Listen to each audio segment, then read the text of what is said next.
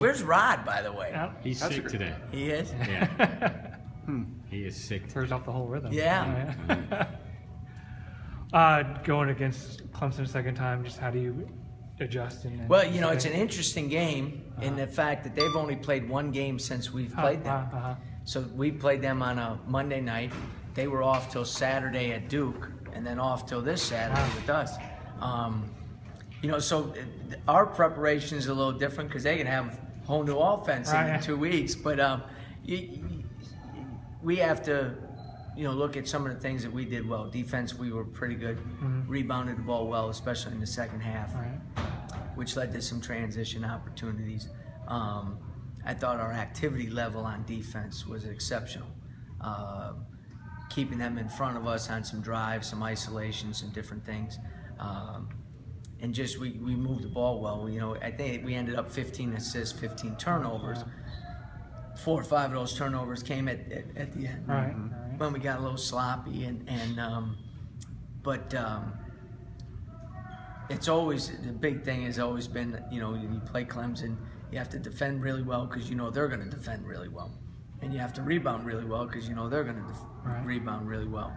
I said it after the game. I think the one difference in their team this year is I think they're much more explosive offensively from different spots. And so it puts an even more premium on, you know, making sure that, you know, you're having good offensive possessions.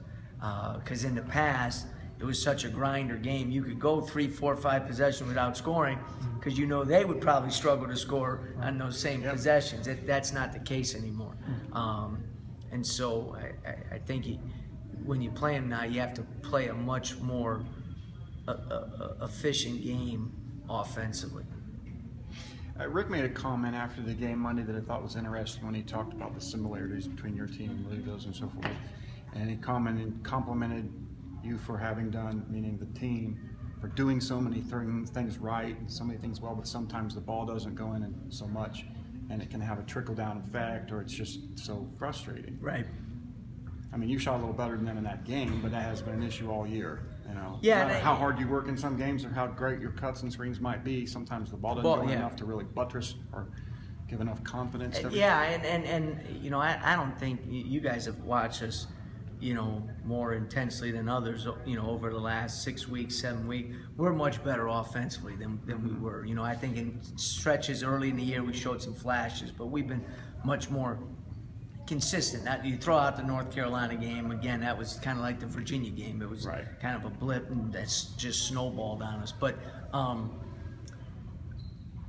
the thing on the offensive end, you just want to keep trying to create quality shots. And sometimes, you know, you're playing against good teams, good defensive teams. No matter what you do, you don't necessarily get that high quality shot. That's where I think our decrease in the turnovers has been beneficial for us, you know, obviously I think you know, making those shots at the end of the action, nothing beats that. You know, and you know the thing in that game in particular was we did such a good job of taking care of the ball. I think kind of on the continuum that you're asking, I think there comes times where guys want it so bad that we don't make quite as good a decision. And so you never want to say that you want it too much, because you can never want it too much. But that can affect the decision that you make at the end of whatever you're doing. And I thought you saw some of that in reviewing the film. I thought you saw a little bit of that, you know, down the stretch. And that's just something you need to, you know, that's where you go back to, we just need to do what we've done the whole game. And I think I'm going to ask a question that relates to what you're saying, and talking about wanting it so bad in end-game situations, which has been a conversation topic this year at times, obviously. When the guys want it so bad, everybody wants it so bad, and more importantly, when it's in sight, you can almost touch it. And you talk about maybe not making as good of decisions, as good of actions as you've seen the first 30 minutes, 35 minutes or whatever, that you think the players think subconsciously more about the end result instead of on the process. A little bit.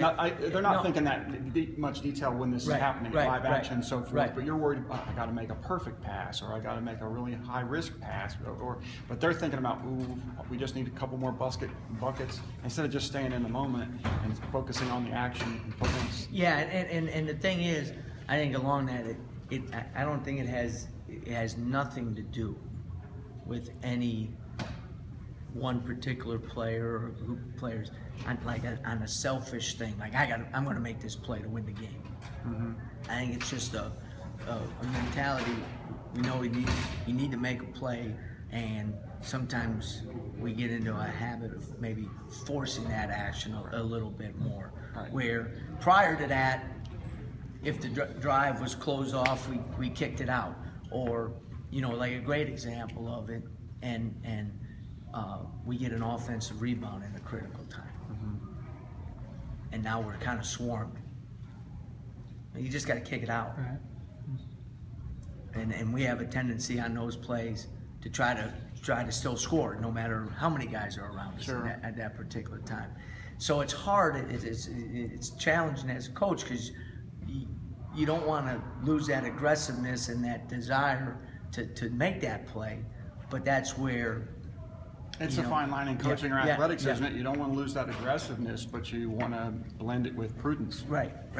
And so the question is experience the best teacher of that? Is you got to go through it and continue to learn from that, and then there's the thing, there are some guys that just are able to make those type of plays. Mm-hmm. You know what I mean? And are we not there yet with their player development or whatever the case might be?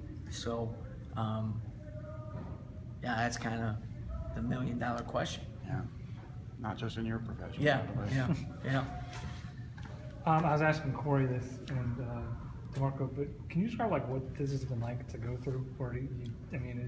I can't imagine the frustration and a million other emotions. Yeah, you're not out there getting your ass beat every night.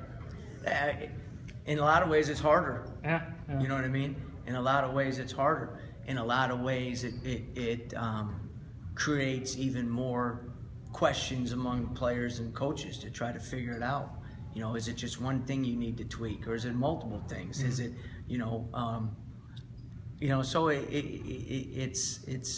it's been hard. There's no doubt about it. And to our guys' credit, as difficult as it's been, they've stuck to the process in terms of trying to learn from it, trying to improve from it, and getting back up and getting ready to fight the good fight again. Mm-hmm. And you just have, in some cases, to be honest with you, you just have to have a strong belief system in the players, mm-hmm.